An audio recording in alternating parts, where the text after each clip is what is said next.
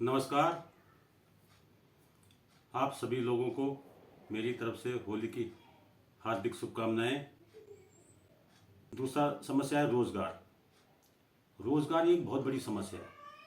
अगर वहाँ बच्चा पढ़ता है और उसको सही रोज़गार नहीं मिलता है, उसके बाद वो कम्पिटिटिव एग्ज़ाम देता है, नहीं निकल पाता है, परसेंटेज बच्चों का निकलना बहुत कम होता है और जो बच्चे रहते हैं फिर वो बेरोज़गार हो जाते हैं। बेरोज़गार होने के बाद वो कोई दिल्ली गया, कोई कहीं गया, कोई देहरादून आया, कुछ दिन कहीं नौकरी की, उसके बाद जब वो देखता है कि मेरा फ्यूचर कुछ नहीं, फिर वो गाँव की तरफ फिर वापस आता है। फिर गाँव की तरफ उसको देखता है कि यहाँ भी कुछ नहीं है।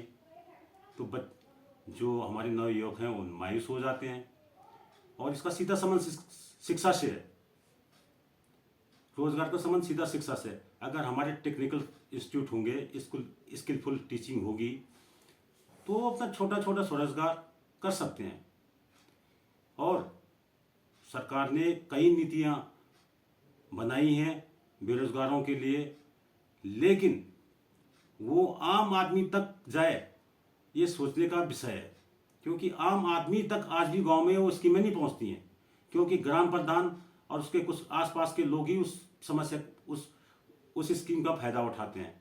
आम लोगों को तो पता ही नहीं होता कि ब्लॉक में क्या आ रहा है। न ब्लॉक के कर्मचारी उनको इतना जनरल अवेयरनेस फैलाते, सरकार की तरफ से बहुत किया जा रहा है, पर अगर जब तक वो धरातल पर नहीं उतरेंगी, आम आदमी तक वो स्कीमें नहीं जाएंगी, तब तक हम इसको विकास से नहीं जोड़ सकते। सरकार का आंकलन अच्छा हो सकता है, पर जब तक धरातल पर नहीं उतरेगी तब तक ये आंकड़े होने से कुछ नहीं होगा।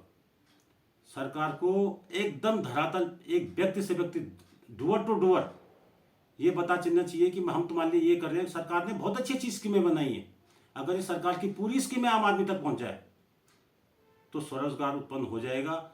जो कुछ पड़े हुए नौयुवक हैं वो इसका फायदा उठा रहे हैं, जैसे बकरी पालन है, मत्स्य पालन है, और कृषि में अनुदान है, और जैसे हाउस है, हाउस के लिए प्रधानमंत्री रोजगार योजना से भवन निर्माण के लिए भी पैसा मिलता है। परंतु मैं देखा कि गांव में कुछ एक दो चुनिंदा लोगों को ही इसमें चयनित किया जाता है, जबकि सरकार का ये मानना है कि जो गरीबी रेखा से नीचे है या अति गरीब है उसका तुरंत मकान बनना चाहिए। ठीक है, जैसे कि योगी जी यूपी में हैं, बहुत अच्छा कार्य कर रहे हैं। लेकिन योगी जी ने ये जिम्मा पूरे अपने हाथ में लिया हुआ है। उनका हर काम में उनका जीरो टॉलरेंस है। मैं सरकार से यही उम्मीद करता हूं कि आपके पास सब कुछ है, आपके पास मेन पावर है, सब कुछ है, बस आपको एक ही चीज़ की ज़रूरत है, मॉनिटरिंग की। अगर आप सही ढंग से मॉनिटरिंग करोगे तो उत्तराखंड में एक बहुत बड़ा चेंज आ सकता है, पलायन रुक सकता है। जो रोज़गार हमारे बाहर गए हैं वो फिर गांव में वापस आना शुरू कर देंगे। ठीक है, धीरे एक काम एक दिन में नहीं होगा, सतत प्रक्रिया है। तो मेरा आप लोगों से ये है कि आप लोग जो भी हमारे बीच में पड़े हुए युवक हैं वो खुद भी अपने को रोज़गार के फायदे उठाएं और सरकार की जो योजना आती हैं उनको आम आदमी तक पहुंचाएं। तो आज फिलहाल तो आगे मेरे पास बहुत कुछ है। मैं धीरे धीरे अपना व्लॉग को बढ़ाते जाऊंगा, आप लोगों से आपस में बातचीत होती रहेगी। और अभी मैं व्लॉग में भी इतना एक्सपर्ट नहीं हूँ, एक छोटी सी मेरी एक कोशिश है।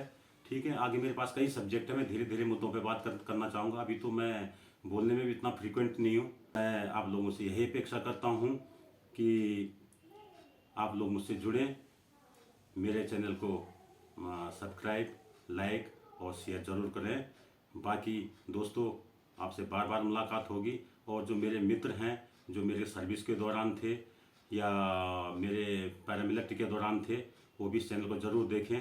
मैं पहाड़ी में भी इस चैनल को शुरू कर सकता हूँ, करूँगा, पर लेकिन मैं अपने दोस्तों से पहुँचने के लिए ये मैंने हिंदी में किया है। अगर इसमें कोई गलती हो तो प्लीज़ ध्यान न दें। ठीक है, मेरे को अवसर दें, मैं धीरे धीरे इसमें सुधार करूँगा। और आप लोगों को मेरे को सहयोग चाहिए, प्लीज़ सब्सक्राइब ज़रूर करें। जय उत्तराखंड, जय भारत।